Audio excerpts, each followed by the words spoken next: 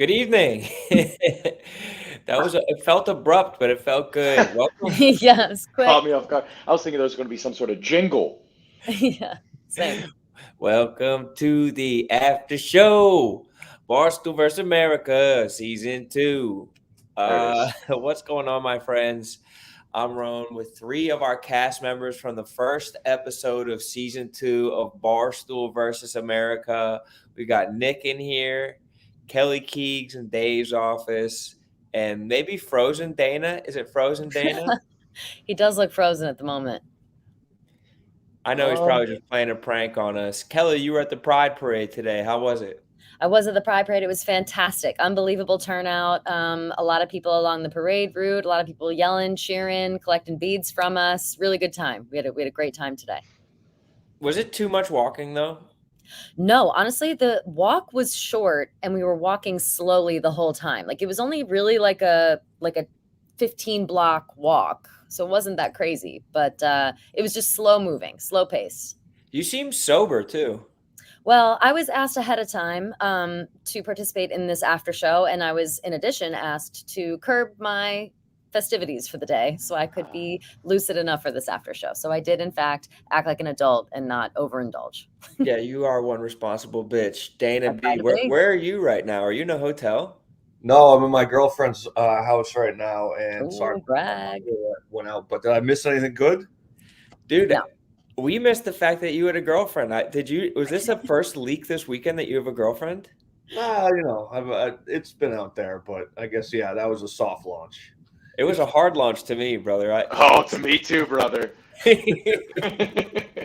Nick, last night you were at emo night, and we were supposed to meet in a mosh pit. It never wound up happening. Yeah, I didn't go in it. I let you and Owen and Stinky Tony go in. Yeah, it's always nice to mix it up with Stinky Tony. But what's even nicer than that is this first episode of Barstool versus America, season number 2. I'll start with you, Dana. Why did you do this? How did they pitch you to come back for season 2? Because you're a busy and important man. Honestly, after season 1, I just wanted a chance to come back and at least try to do better because people forget I won season 1, but I got kicked off, so I didn't win. So I wanted a little bit. I don't know if I would call it revenge, but I just wanted another chance. And the second they asked me, I said, of course. And I just think it's I don't know, it's a fun little show to be on. I like the people that are there, so it's a no-brainer for me. Kelly, how about you? Was it a hard pitch? It was a hard pitch. I didn't want to do season 2. I thought I left it all on the field with season 1, but sometimes Logan gets in your ear, he makes it sound exciting, you're all about it. I love attention, so I ended up saying yes. That Logan is a persuasive dude. He He sure is. certainly is. And Mhm. then did you guys know when you were coming off the bus, Nick, that you and KB were going to be split up and wouldn't be with one another?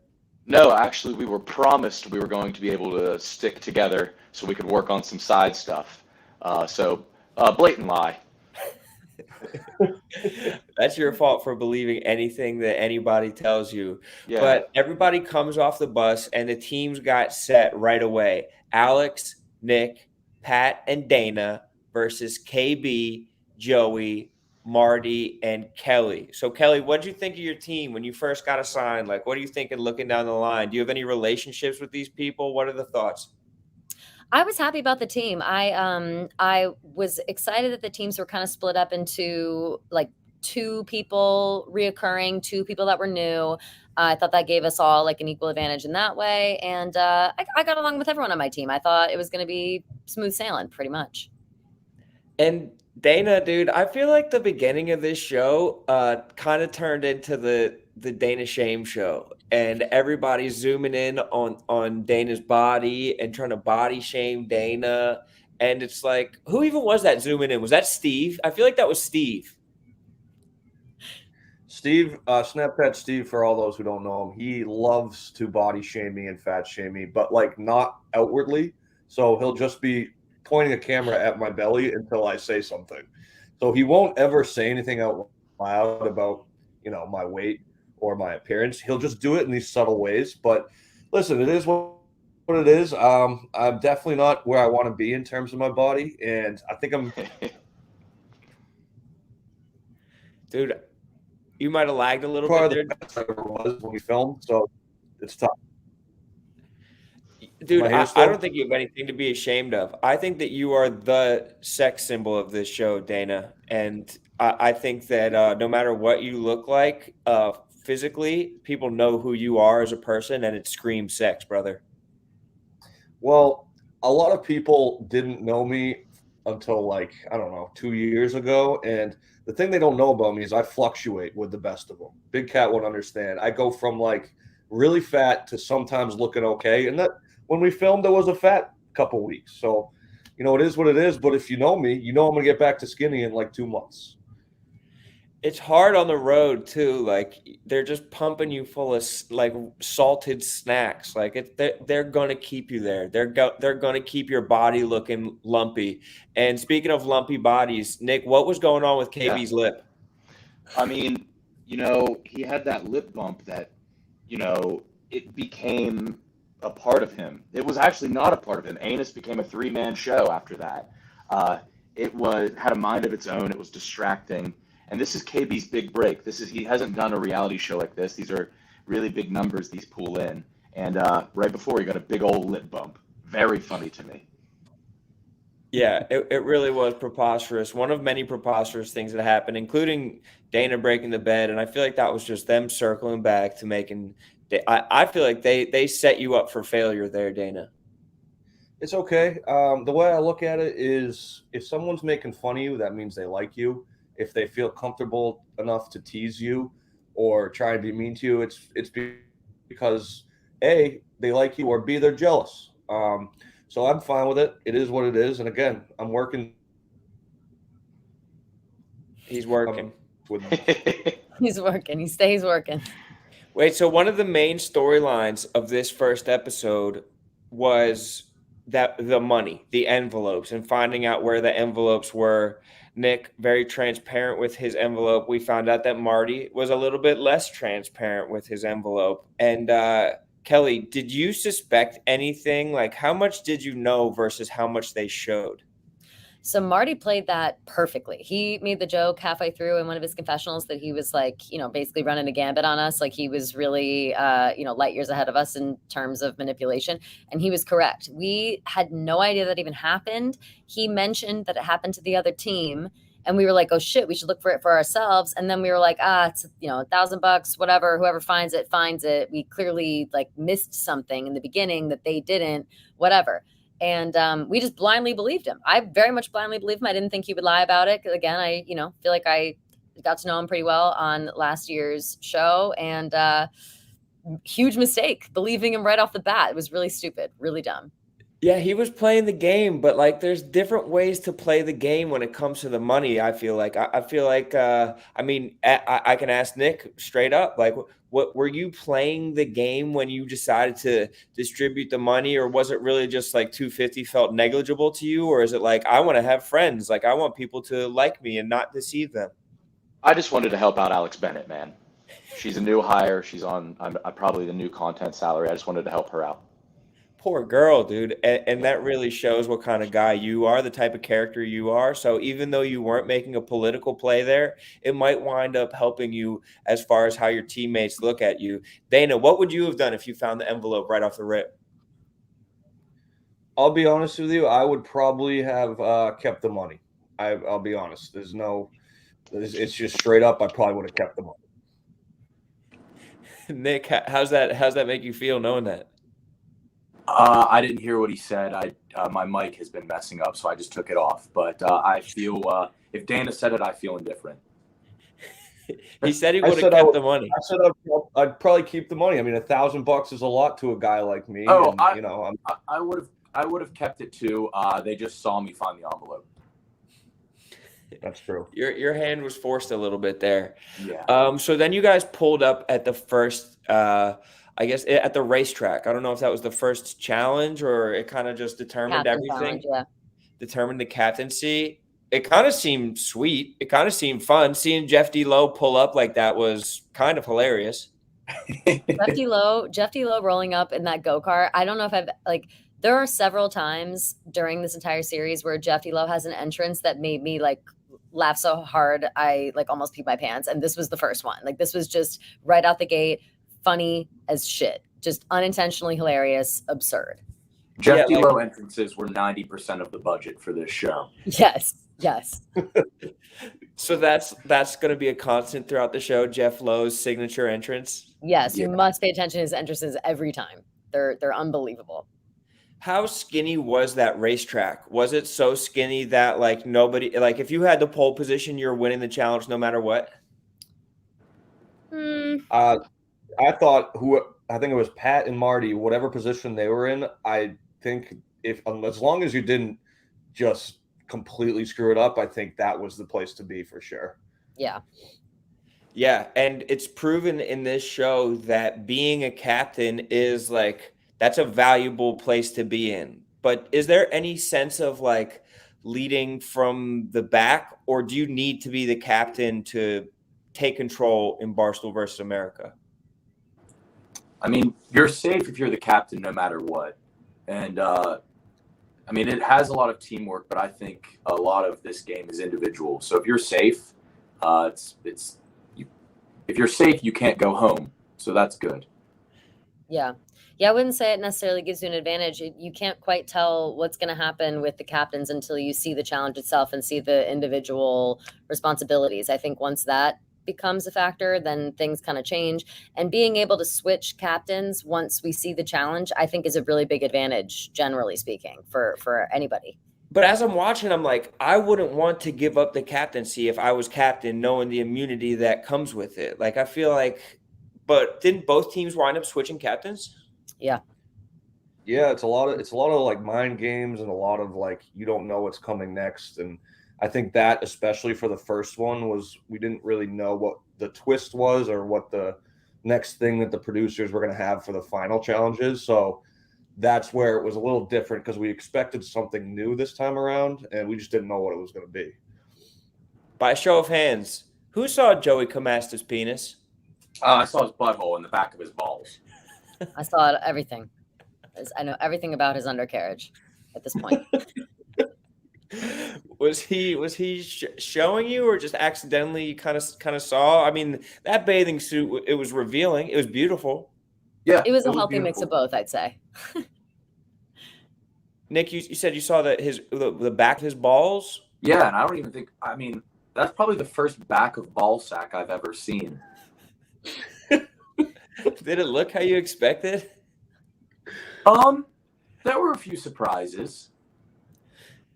Honestly, Dana, Joey dressing like that makes you peeing your pants seem like a pretty normal beach behavior. Oh, no. Listen, Joey, this is the first time I've ever really got to do anything with him. He was, from the second we landed in Tampa, he was making me laugh the entire time. So he completely blew me out of the water with the bathing suit. And I think me pissing myself is history. I think it's just being retired because of Joey. I know, he stole your thing just by being hilarious in a one piece. Yeah, it's not that hard to do, just I guess peeing yourself is a thing of the past. Dude, all bathing suits are one pieces for guys. Like he didn't have to turn that into that type of one piece. He could have, but I'm happy that he is him. And we got to that last challenge. And while Dana, you did at one point almost die, Joey also almost died. What were your guys' thoughts of the way that the tide kind of turned during that challenge? I think Joey almost dying. Well, first of all, Joey almost dying was entirely my fault. I need this to be said. I've said this a million fucking times. When we were given those maps to start that challenge, the guys that ran the whole thing, they were obviously trying to trick us. I didn't think that they were trying to trick us. They handed us the map in a certain way and they were like, open it this specific way. And I looked at it blindly and just looked at the numbers and told them where to go. And the numbers were facing the right way. So I didn't think anything of it. And I feel horrible that for like probably 20 straight minutes, I just had Joey digging in the dirt to nothing. Like it was actually to nothing, bitching him out in a way, like as if he was slacking off and doing a shitty job. And it's like, it haunts me to this day still. Like I'm still pissed at myself for like, I don't know, not even taking a second look about it. I hated that. I hated everything about it. I was How very long upset. did it wind up being, Kelly? Because honestly, A like long time, too long. you're an in control person. Like you're not a person who it seems like, it seems like you follow directions well. And it doesn't seem like this is a role that you were comfortable in, one where you're like, oh, that's on me, hand up, like that kind of sucked. Yeah.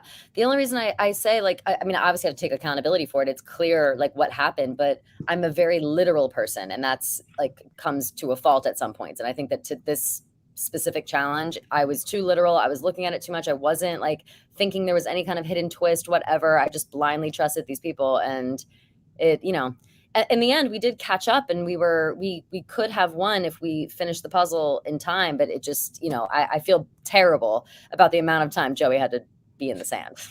I can Yeah. vouch for Kelly, though. They did hand it to us very deliberately, which kind of Yeah. should have been a hint. They were like, okay, you open it this way. Right. And it was tricky. There was no like indicator what was the top of the map. We should have Nick, known. how long did it wind up taking you to realize that they had given it to you funny style?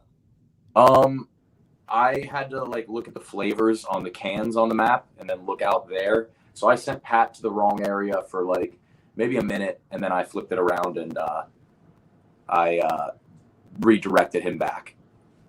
Dude, Dana, you honestly were like throwing up on the beach, and like they had a medic come out to you. Like that was kind of dramatic. That was kind of like, not that you were overdoing it, but like that was high stakes. How describe what you were going through there physically?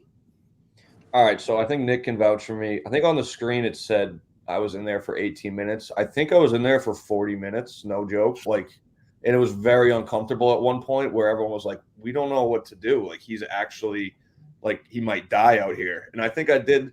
They said I had a heat stroke, but I don't think you realize how hard it is to just dig in sand. I never thought it would be like, exhausting, like, but nonstop for 40 minutes in the 95-degree heat. I honestly, at one point, I was like, this isn't safe. I said to the people, like, this can't be safe, can it? And they're like, maybe we should do something. And they just didn't. And then I think after we looked at the map and we're like, but this is where I was the entire time. And I was like, Nick, this is exactly where you told me to go. What the fuck happened? I honestly have no explanation for it. Like, I must have dug, I don't know, everywhere but this one specific spot.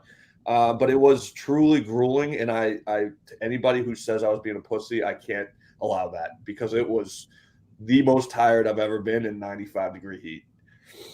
Yeah, what was it that actually made you throw up when you were finally talking to everybody? That I just had a huge lump in my throat, and I was like, I don't know. If I don't throw up, I'm not going to be able to make it through. So after, though, you could see I was full of life right after I puked. So maybe sometimes you just got to pull trig. Yeah, and so you guys staged a comeback, got to the final puzzle, and Kelly, it seemed like you had the puzzle locked in, but it seemed like maybe there was sand on the pieces or something. Like you couldn't like land them in the spot where you wanted to. Yeah, I'm still pretty salty about that too. I feel like I have a lot of salt just based around this whole first thing, and it feels like excuses and it feels stupid and whatever. Yes, we lost. However, we finished that puzzle like 3 or 4 fucking times because we had that huge lead. So we were able to finish it a bunch, but they kept saying like there's too much space, just too much space, and every time you would pull it off to rearrange, the sand would get stuck between the magnets and then you couldn't put it back. And so they would just like all fall off, and it was a nightmare. Although I will say the puzzle or the magnet aspect of it was a lot better than last year, where we just had like Velcro shit, which didn't stick at all. So it was an upgrade from last year, but it worked against me this time around, and it sucked. It sucked. I hate losing so much. I hate it. Dude, and Nick turned out to be the puzzle master. I don't think I've ever seen that much emotion out of you. Yeah, dude. I think if I had to make like myself a logo, it would probably be a puzzle piece. And it just some things get me amped up. One thing gets me amped up, and it's fucking puzzles. You literally screamed. It was like a guttural, barbaric scream that belied who Nick really is to me. I saw a whole other side of you, and I like it. Thanks, man. But then it came down to the elimination. and the power was in Nikki's hands. And Nick, I mean, you sent home KB, like, why? I thought it would be funny. Was he in on the joke? He didn't talk to me for like 3 days afterwards. He was like the most down bad he's ever been, which is speaking a lot. And he was just trudging around. It was bad, man. Can you attest to this, Dana? Like, was it bad being around KB immediately after this? I just felt bad because like he was just still going everywhere with us, and throughout the entire week, we're just like, Kyle's just here, and he can't go back and do the yak. He can't go, he's just stuck with us, but he's not competing. I was like, I really feel bad for him, to be completely honest. But I don't know. Yeah, I think he just went on a bender. I think he just drank every night, and that was his time on BGA. Nick, did you know that was going to be what happened if you like sent him home? No, I didn't. I thought like he'd be able to like come on our bus and chill out, some freedom. But no, he was like, he wasn't allowed like in the background of any shots in the future. He was just like in his hotel room. I felt really bad afterwards. It's funny, but in like a Schadenfreude type of way. But then he was replaced by an all-time good vibes guy, Glenny Balls. Glenny Balls back in the mix. Kelly, Glenny Balls is on your team now. Glenny Balls back on the team. I do love Glenny on my team for the vibes. He's a vibes guy, like you said. Good guy to have around. Is he a good competitor? That's up in the air. I've been on his team before, and I've won and lost with him before. So, Well, I was excited to see him, but the next episode, you guys go to Nashville, and I think Glenny Balls was like in Nashville again this weekend. Was he just shirtless in Nashville like again this weekend? So yeah. If that's He's any the king of indication, Nashville. Glenny's the king of Nashville. That's a fact. yeah, Glenny's gonna run rampant, run roughshod around Nashville, and I'm excited to see it for sure. The next episode is going to be coming out tomorrow night. Before I let you guys go, some questions from our fans out here. Juan from San Antonio is asking, will Dana come close to dying again? Let me think. Yeah, I think there was a point in the show that I almost died again. No joke. It's really an eye opener for how out of shape I am. I played basketball with Big Cat last Tuesday, and we did shooting drills for about 5 minutes, and then we stretched and did dribbling drills. And after dribbling drills, I puked. So something's got to change, boys, and something's got to change soon, because I can't keep going out there and almost dying. I just can't. So yeah, to answer your question, I think there is a point in the show where I do almost die again. Clarissa from Des Moines wants to know, are we brushing over KB's digging skills in the sand? That was kind of athletic. Yeah, he dug like crazy. Yeah, nobody thought of that method. You think he would tell his team to do that as well, but he didn't. He's the fastest guy the whole time. I think he found the fastest out of like both teams, everybody. Like he was so quick with that. He was pretty shirtless in this content. Yeah. Wouldn't you be if you looked like that? I definitely would be. That's what I don't know why he's been holding out until now. Dan from Northampton says, why did Nick betray KB? I didn't betray KB. He wasn't on my team. I thought he's the most athletic guy in the competition. And if we're going up against that team, I don't want to go up against KB. I'd have to break his heart eventually. So you might as well just get it done fast. Yeah. And yeah, just a lot of questions. Alex from the South Bay asks, does Nick feel guilty about KB basically being homeless right now? Oh, yeah. KB doesn't have an apartment. He probably really could have used the prize money. And we if his team won, he could have a beach house. But, tough break for KB.